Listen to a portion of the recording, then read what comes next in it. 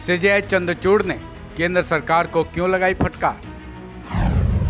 CJI Chandrachud को आखिर क्यों कहना पड़ा? ये अन्याय के सिवा कुछ नहीं है।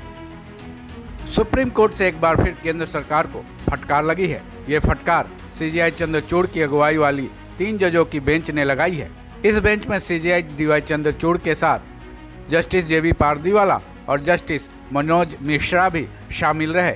सीजेआई की बेंच ने केंद्र सरकार को फटकार लगाते हुए साफ तौर पर कहा कि केंद्र सरकार को वेस्ट बंगाल और सिक्किम के लिम्बू और तमांग आदिवासी समुदायों के प्रोफेशनल रिप्रेजेंटेशन को तय करने के लिए परिसीमन आयोग के पुनर्गठन पर विचार करना चाहिए, क्योंकि इन दोनों समुदायों ने जो मांग की है उसका एक संवैधानिक आधार है।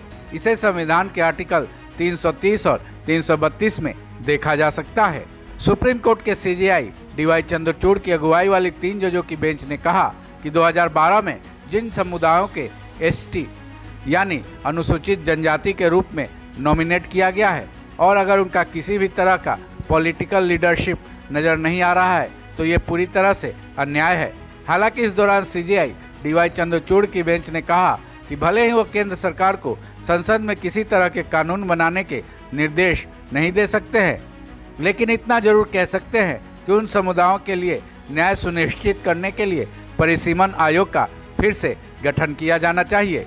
सुप्रीम कोर्ट ने इस मुद्दे पर केंद्र सरकार को निर्देश दिया कि वो इस मुद्दे पर चीफ इलेक्शन कमीशन से चर्चा करे और अगली सुनवाई तक इसका जवाब दें। साथ ही सीजेआई की बेंच ने केंद्र की उस दलील को भी मानने से साफ तौर से इनकार कर दिया कि 2026 में जनगणना होने तक परिसीमन आयोग का गठन नहीं किया जा सकता है। इस बारे में सीजेआई चंद्रचूड़ की बेंच ने केंद्र सरकार से सख्त लहजे में सवाल किया कि आखिर ये कब किया जाएगा? क्या ये काम 2031 में किया जाएगा?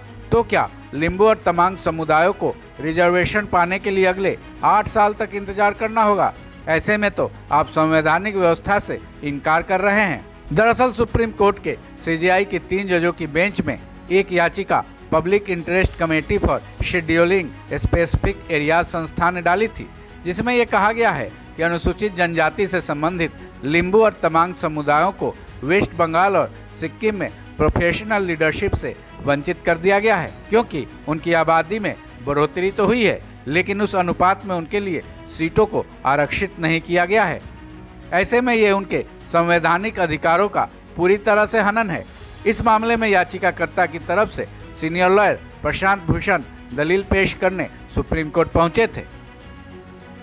इस खबर में बस इतना ही। बाकी अपडेट्स के लिए जुड़े रहें वन इंडिया हिंदी के साथ।